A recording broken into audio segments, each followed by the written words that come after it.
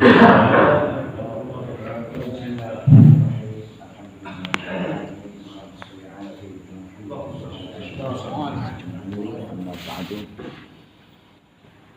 dalu niki mungkin berbeda dengan kados biasane lek kula nerangaken napa sing sampun diterangkan Ustaz Hakim kula ulas kembali.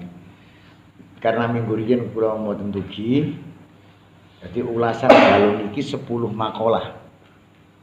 Dugi kula mugi-mugi mawon kula panjenengan sedaya niki dikersakno kali Gusti Allah, diberikan kekuatan dan kefahaman dalam memahami makalah yang akan kita baca ini. Bismillahirrahmanirrahim. Qaumun tasbiqu anwaruhum adqaruhum wa qaumun tasbiqu adqaruhum anwaruhum wa qaumun tatasawama adqaruhum adqaruhum wa anwaruhum wa qaumun la adqaru wa la anwar. Na'udzu billahi min dzalik. Dzakirun zakara yastanir qalbuhu fakana dzakiran wa dzakirun istanara qalbuhu fakana dzakiran walladzi istawat adkaruhu wa adwaruhu fa bidzikrihi yahtadi wa binurihi yuqtada. Makalah 266 Syekh Ibnu Athaillah menjelaskan sebagian atau segolongan orang nur imannya mendahului daripada zikirnya, dan sebagian zikirnya mendahului nur imannya, dan ada pula golongan yang berbarengan antara nur dengan zikirnya, dan ada pula kaum yang tidak ada zikir dan tidak ada nur. Na'udzubillahi min dzalik. Makalah niki Syekh Ibnu Athaillah menjelaskan bahwa wonten golongan sebagian orang sing tiyang niku berzikir kepada Allah tapi atine pun yakin dhisik. Dalam hatinya ada nur iman. Mengenal Allah terlebih dahulu, meyakini bahwa Allah Maha Agung, Allah Maha Besar, Allah yang Maha segala-galanya. Iman niku wonten di hati ini. Sehingga dia memuji Allah Subhanahu wa taala. Terus zikir. Nur iman mang disi zikir.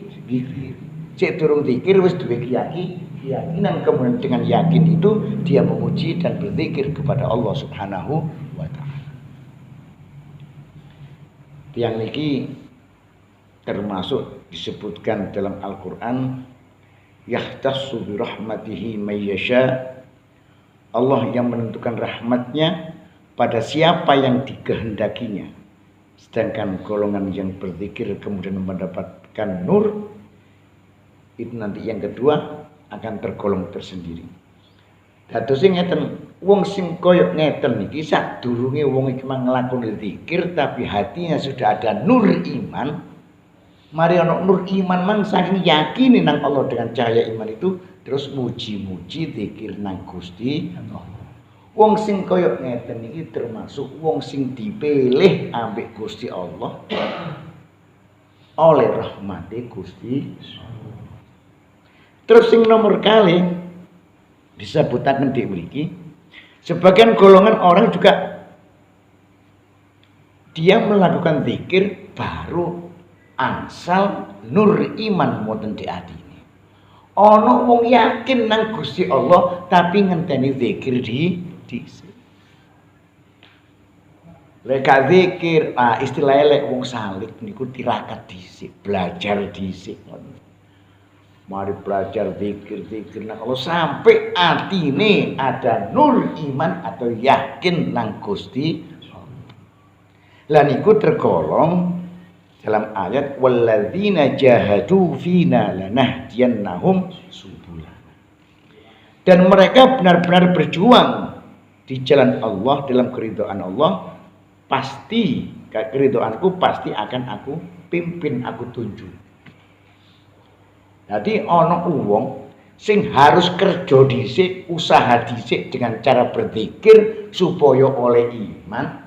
Ana maneh wong wis dikei iman ambek Gusti Allah baru boleh. Paham Mas iki?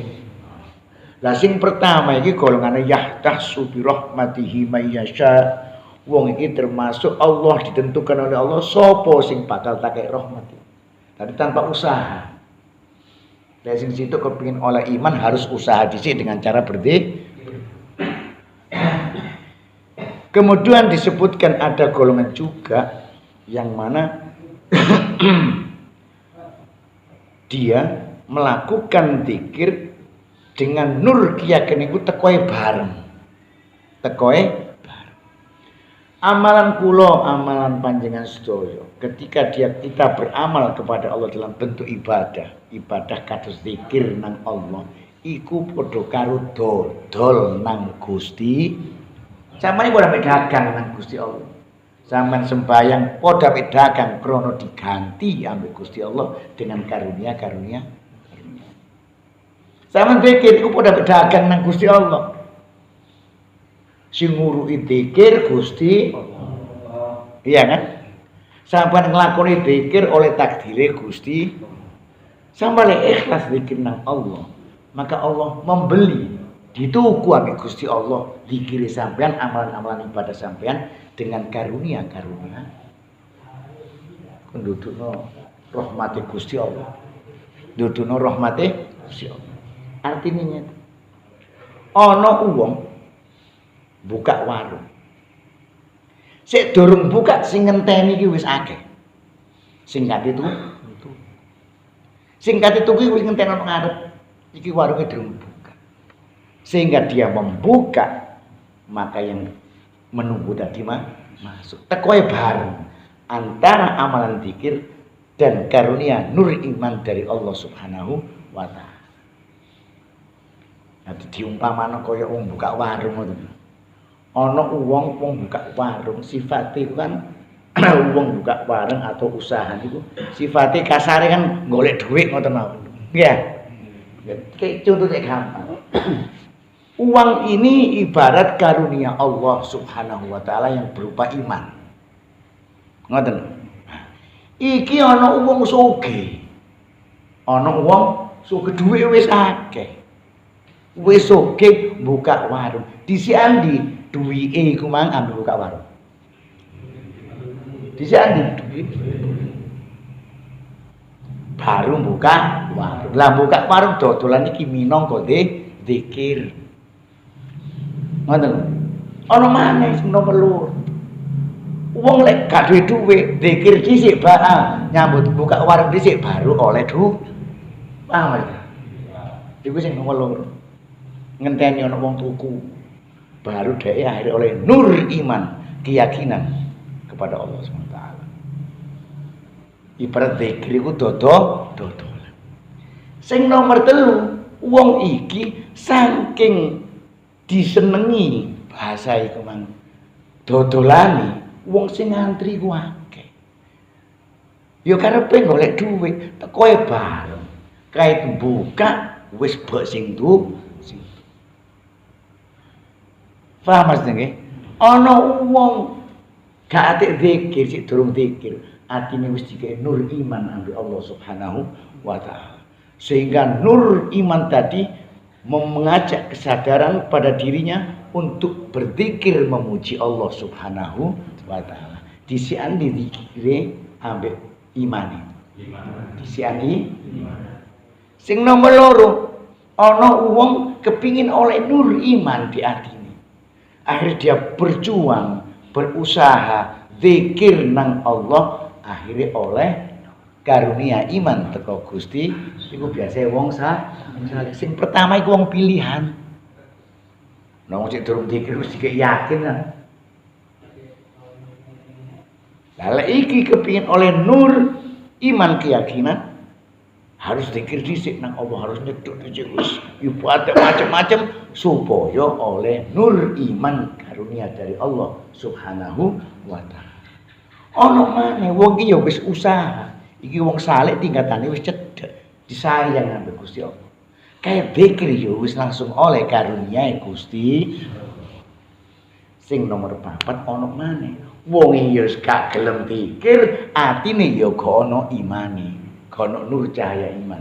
Naudzubillah min sampai kok kula sampean iki tergolong dari di antara yang nomor 4 tadi. Kemudian selanjutnya makana zahiru dzikrin illa am batini syuhudi wa fikrin. Tidak terjadi zikir pada lahirnya kecuali timbul dari hati, dari pemikiran dan kesadaran penglihatan batin. Lah, makalah 267 menika niki kanggo wong salik. Kaya kula sampean iki dadi wong salik iku gak oleh zikir asal zikir niku. Sampean harus berpikir dulu dari pikiran misalnya nih ya. Sampean mau berzikir subhanallah, maha suci kaya Allah. Nah, atau alhamdulillah. Lah, ketika itu sampean gak oleh asal zikir, pikiran ini harus main. Harus sesuai dengan apa yang diucapkan. Napa misalnya sampai melihat sesuatu yang takjub, meyakini bahwa itu adalah ciptaan Allah, meyakini itu takdir Gusti Allah. Akhirnya sampai dikira apa? Subhanallah. Kayak ngoten. Lah ketika itu yang diucapkan, yakin iku sejil we. Ambek wiridan biasa-biasa gak mikir subhanallah mesti beda. Yang seharusnya seorang yang salik itu berzikirnya itu dibarengi dengan berzikirnya dibarengi dengan pikiran yang berhubungan dengan zikir itu, baru bawa keyakinan. Oh mungkin zikir lewat istighfar, zikir lewat istighfar. Ya apa caranya? Akal mikire ilingo nang dosa-dosa, ilingo ambek salah-salah, dan yakinlah bahwa Allah itu Maha Pengampun. Pasti diampuni oleh Allah. Mari ngono ucapno astagfirullah. Lebih yakin apa mboten? Iku kan ada wong salik. Lah lek koyo biasa iku ambiar. Mangkane lek zikir iku lek iso aja banter. Khususnya ketika kita zikir sendiri. Lek wiridan ijen coba banter. Monggo ana sing nguber, ya gak ana sing ngenteni, ya gak ana sing gupu mari. Siji maneh ambek berjamaah. Kalau memimpin satu kumpulan atau jamaah, itu harus standar, harus bisa mengerti. Ojo suwe-suwe. Soalnya wong iku kadang ono sing kesusu, ono sing pegel, ono sing janjian dan banyak lagi yang lainnya alasan begitu. Tadi sing standar coba wong iki supaya seneng. Zikir iki mang dengan gerak yang standar. Yo gak terlalu cepat, yo ojo terlalu. Lek wis kadung wae iki wong iki rupane kesusu didene wong. Lek ngono dibanterno ae. Astagfirullah, tambah gak mlebu. Ngoten. Jangan menggunakan logika yang seperti itu. Tapi menggunakan standar itu dalam arti wong sing kesusu lho iso ngrasa cepet. Padahal standar. Kalau cepet astagfirullah sak mboten ngoten. Astagfirullahalazim, astagfirullahalazim. Enak sih. Ya aja lambat-lambat astagfirullah. Kakak wong kudu ngoyo ngono ta. Jadi harus standar mengerti. Kecuali di saat sendiri menata pikiran, mengosongkan pikiran, menyesuaikan antara zikir dan keadaan pikiran dan hati kita. Iku mantap sampean. Misalnya zikir mana dengan kalimat thayyibah napa? La haula wala quwata illa billah. Tafakkur pikiran iyo.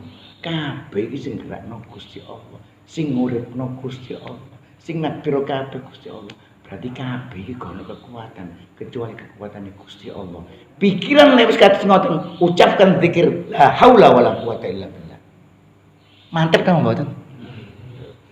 Seharusnya kados kula sampeyan niku sering-sering belajar sing kados ngoten untuk menambah dan menancapkan keyakinan kita kepada Allah Subhanahu wa taala. Makalah selanjutnya, ashhadaka min qabli ay yastashhidaka fanaqat bi ilahiyatihi dhahir wa tahaqqaqat bi ahadiyatihi al-qulub was-sarair.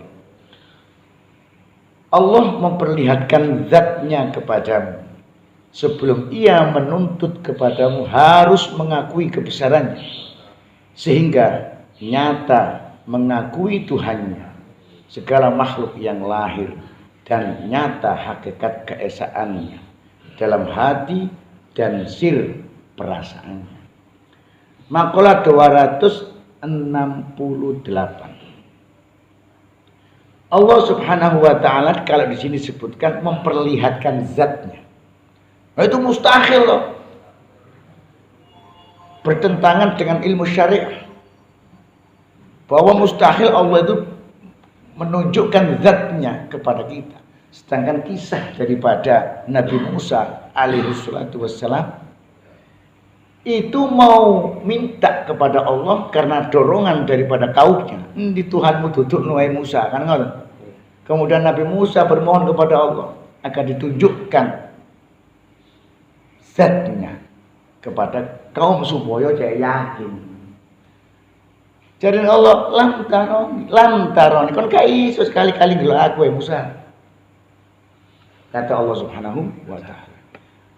Tapi mereka orang-orang Yahudi saat itu tetap ngotot minta dibuktikan. Yang mana akhirnya Allah Subhanahu wa taala hanya menampakkan cahayanya. Cahaya itu pun nampak dipandang oleh manusia masih ada kurang lebih 72 hijab. Gak langsung itu si ono telu apa hijab ya? Telu penutup. Tutup pertama, tutup ketiga, tutup terus sampai 70 tutup. Sing jarake tutup sak tutup iki mang antara langit dan bumi iku ping 70. Cahaya itu menembus daripada 70 hijab berarti gak langsung. Iku wong padha semaput ana sing mati. Lah di sini kau makalah menunjukkan bahwa memperlihatkan zatnya kepadamu. Lah ini maksudnya adalah bentuk keyakinan dalam hati. Wong ki wis yakin, saya yakini bahwa Allah ini pencipta dari segala sesuatu. Allah ini Maha Esa, tidak ada pencipta lain kecuali Allah. Tidak ada yang mengatur, tidak ada yang merawat, tidak ada yang memberikan rezeki, semuanya Allah, hanya Allah, Esa Allah. Itu ada keyakinan.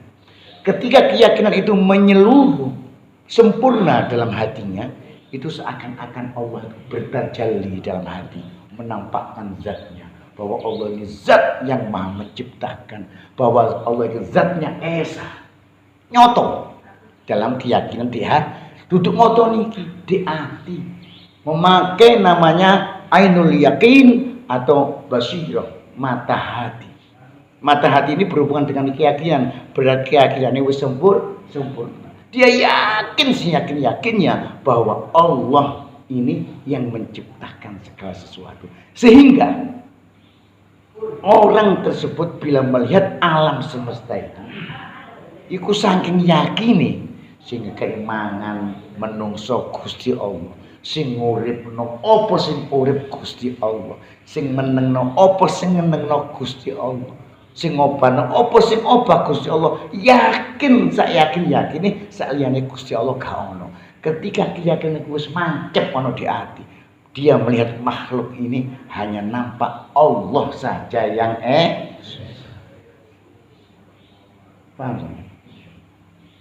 Tadi duduk Allah memperlihatkan zatnya ini makanya dia ngotot. Ya berdos kabeh kata di wong kaya kula sampean. Ngoten lho, keyakinan, seyakin-yakinnya. Ketika kula sampean memandang dengan keyakinan, misalnya saat niki mawon ayo praktek. Mudah-mudahan Allah bisa memberikan sedikit rasa begitu ya. Sampean saat niki kula sampean kabeh yakin yakin bahwa alam semesta ini, langit, bumi, dan apa yang ada di dalamnya, uwit, planet, semua yakin sing nyiptakno Gusti Allah. Ono obahe sing obano Gusti Allah. Ono menengi sing ngenengno Gusti Allah. Ketika sampean memandang dengan keyakinan itu kepada makhluk-makhluk Allah, ndudukno Allah ku esa napa mboten? Itulah yang dikatakan Allah memperlihatkan zatnya. Tapi masih diloki dalam mata keyakinan. Sakit ngrasakno niku nggih, walaupun sekilas saja ya. Sehingga itu dinamakan dalam bahasa, ya bahasa umum, ya apa mana ya, bahasa syariat, disebutkan dengan Allah memperlihatkan zatnya sebelum ia menuntut kepadamu harus mengakui kebesarannya.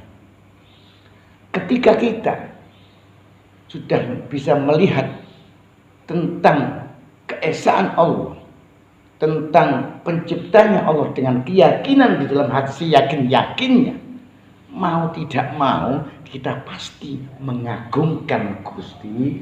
Mungkin apa dan? Ya kayak niku wae, saiki sampean yo yakin tau wae ciptaane Gusti Allah. Yakin wis, obah menenge mati uripe gedhe cilike dawa ndek pres Allah kabeh. Hanya Allah yang bisa melaksanakan atau mengerjakan semua itu. Loh, keyakinan sing nemen kaya ngoten. Sampeyan ndelok makhluk apa ae, iku sing ketok Gusti Allah iku esan apa mboten? Nggih. Ketika itu mau tidak mau kita akhirnya mengagungkan Allah Subhanahu wa taala. Berarti Allah ini benar-benar Maha Besar. Paham maksudnya? Nah, makanya Allah tidak akan menuntut kita sebelum Allah memperlihatkan zatnya dari bahasa ini. Sebenarnya kalau kami itu tidak berani menyebutkan zat, biar jamaah tidak bingung. Menunjukkan sifat-sifat dzatullah. Ada sifat-sifat zat. Seperti apa? Ahad, Al-Quddus, Al-Khaliq. Itu sifat-sifat zat yang mana tidak bisa satu pun yang menyamai dari semua sifat ini. Ar-Rahman, Allah Maha Pengasih. Menungso yang duwe sifat mau kasih tapi gak mau kasih Al-Malik, raja. Manusia juga ada yang jadi raja. Tapi kalau sifat zat tidak bisa disamakan. Karena di situ tidak ada istilah kaunuhu ahadiyah. Tidak ada. Tapi yang ada kaunuhu qadirun, kuasa. Kaunuhu sami'an. Nah ini makanya saya ingin menerangkan sifat 20 kembali agar supaya kita tidak tersesat dalam memahami bahasa-bahasa yang tingkat tinggi seperti ini. Kalau kita tidak memahami sifat 20 pengertiannya, karena ada nanti dari sifat 20 itu dibagi nantinya. Ada sifat zat, ada sifat Lah ini harus tahu. Makanya di sini ada sifat ma'ani. Sifat ma'ani ini termasuk bisa digolongkan sifat zatullah. Ma'ani dan maknawiyah. Yang maknawiyah ini sifat yang ada pada zat Allah sing kayak jadi tiru. Ikut kaunuhu diberikan kepada makhluknya. Jadi makanya di dalam sifat 20 itu ada dua. Sebenarnya sifat itu bukan 20. Berapa? Cuma 13.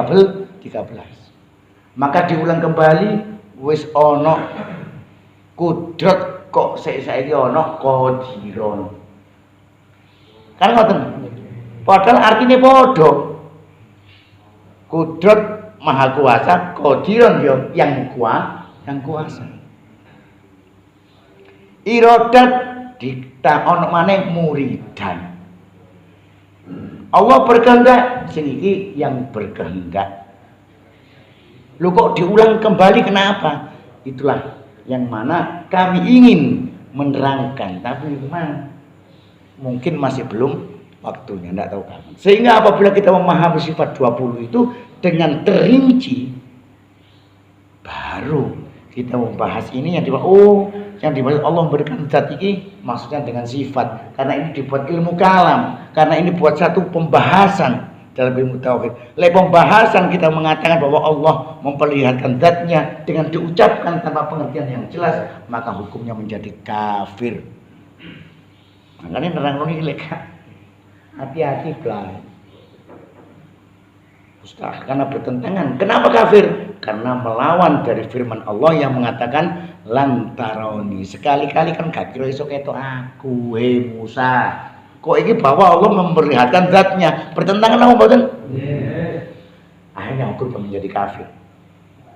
Sehingga memerlukan ilmu-ilmu tambahan tentang pedoman-pedoman ahlu sunnah wal jamaah, yaitu tentang sifat 20, kewajiban bagi akal kita kepada Allah subhanahu wa ta'ala. Sehingga tak bingung.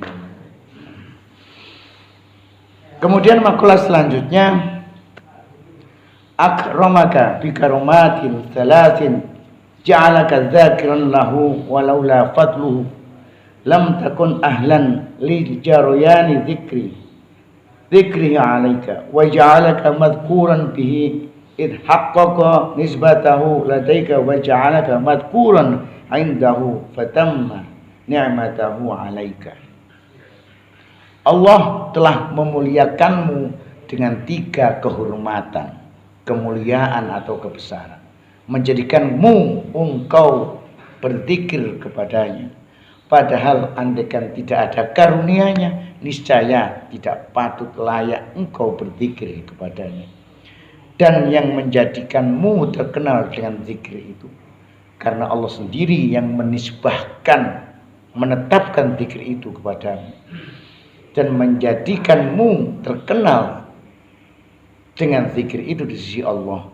Maka dengan demikian Allah telah menyempurnakan, melengkapi nikmatmu kepada. Makalah 269. Sak temene Gusti Allah niku ndekek telu, engkei kula iki ambek sampean telu kemuliaan. Pertama napa sing ndadekno kula sampean mulia?